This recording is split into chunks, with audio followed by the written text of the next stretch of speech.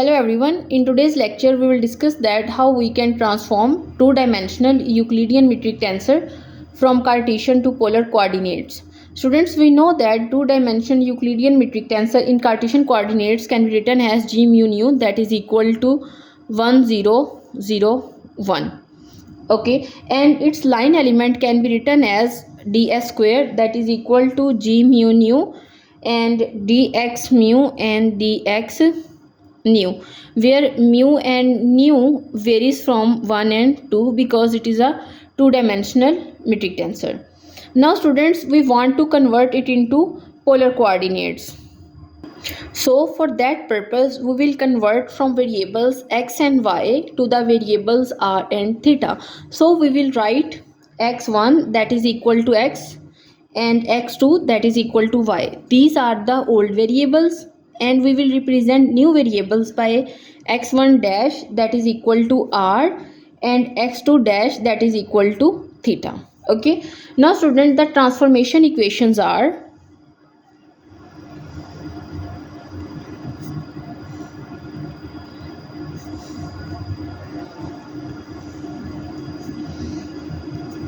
x is equals to r cos theta and y is equal to r sine of theta. Now student, according to the transformation laws for tensors, now students, this is a transformation law for metric tensor, and this is actually the transformation laws for tensors. Okay, now students, here g mu nu prime, or you can say that g mu nu dash represent the metric tensor in polar coordinates that we will get at the end, and here g alpha beta, it represent Euclidean metric tensor, okay, in Cartesian coordinates. And here you can easily see that as the metric tensor in the covariant form. So we have written over here partial x dash mu and partial x dash nu in the denominator. Now students, if we simplify it, let's say first of all, here that g mu nu, it can also be written as g mu nu that is equal to g11, g12, g21 and g22. Okay, and these are in old coordinates. So for new ones we will represent it as g11 prime. Okay, so here we have partial x alpha that is divided by partial x dash 1, because here mu and nu are 1, so we will replace them with 1, and partial x beta by partial x dash 1 into g alpha and beta.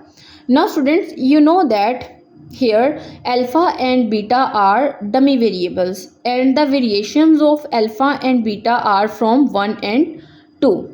Okay, alpha beta varies from 1 and 2. So when we simplify it or we put the values of our dummy variables, then definitely we will get it in a sum over form. For example, in a way, here we have first used the value of alpha and beta equal to 1, then we have taken alpha is equal to 1 and beta is equal to 2, and in the similar way we can open it up and write it in a sum over form. Okay, now you know that actually g mu nu is equal to 1 0 0 1, so g12 is equal to 0 and g21 that is equal to 0, and g11 is equal to 1 and g22 that is also equal to 1. So if we substitute its values, then we will get partial x1 by partial x dash 1 square into 1 plus partial x2 by partial x prime 1 square into 1. Now students, you know that previously we have taken x1 is equal to x, x2 is equal to y, x prime 1 that is equal to r, and x dash 2 that is equal to theta, and also we have used the transformation equations like x is equal to r cos of theta and y is equal to r sine of theta. Now students, here our another task is to find these partial derivatives. Like I can represent it as like x1 is equal to x, so partial x by partial r square plus partial y by partial r square, because here x2 is equal to, this is not x square, okay, This is actually the representation x2, and that is equal to y, and divided by partial x prime 1, that is equal to r. Okay, now student, partial x by partial r means the partial derivative of x with respect to r, that is equal to cos theta, and after square we will get cos square theta, plus here we will get sin square theta, and you know from the identity that it is equal to 1. So g11 prime, that will become equal to 1. Now student, if we take the value of alpha, the value of mu, that is equal to 1 and nu equal to 2. Now students, after taking the value of mu is equal to 1 and nu is equal to 2, we get this equation. Okay, and you know that g12 and g21, that is equal to 0, that I have also discussed previously. For that reason, we are only taking the value of alpha is equal to 1, beta is equal to 1, and alpha beta is equal to 2.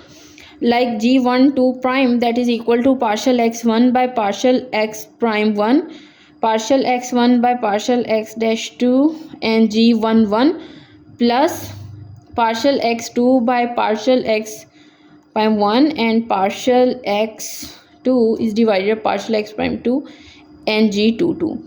And we know that the values of g11 and g22 are equal to 1, so we will get over here g1, and also x1 is equal to x, x2 is equal to y, so we will also substitute their values, and we will get partial x by partial r, partial x by partial theta into 1 plus, so here we will get partial y by partial r and partial y by partial theta, and when we substitute the values of the partial derivatives from the transformation equations, then we will get this one, and the resulting answer will be equal to 0. And due to symmetry,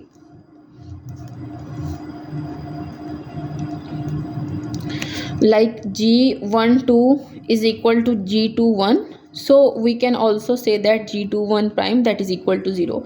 In the similar way, if we use this transformation formula, then we can find the value of g22 prime, that is equal to r square.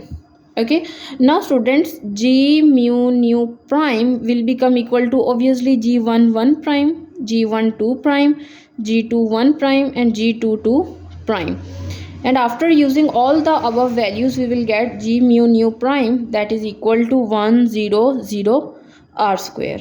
Okay, and student, this is the metric tensor in polar coordinates. So students, in today's lecture I have discussed that how by using the transformation laws for tensors we can write the two-dimensional Euclidean metric tensor in Cartesian coordinates to a polar coordinates. This is all about this lecture. Thank you so much.